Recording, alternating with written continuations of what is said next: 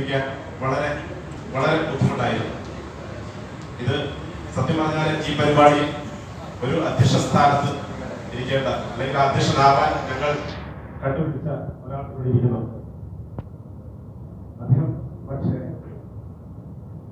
വേദിയിൽ കടന്നു വരാനോ അല്ലെങ്കിൽ വലിയൊരു പ്രസംഗം നടത്താനോ എനിക്ക് താല്പര്യമില്ല, അല്ലെങ്കിൽ അദ്ദേഹത്തിന് അടുത്ത ഒരു ബുദ്ധിമുട്ട് അയച്ചുകൊണ്ട് മാത്രമാണ് ഞാനിവിടെ ഈ അധ്യക്ഷ സ്ഥാനം വഹിക്കുന്നത്.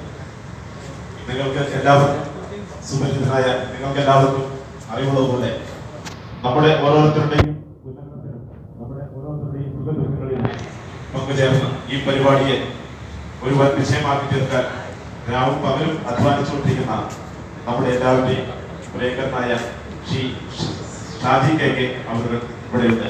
അദ്ദേഹത്തെ ഞാൻ ഓർമ്മിക്കുന്നു.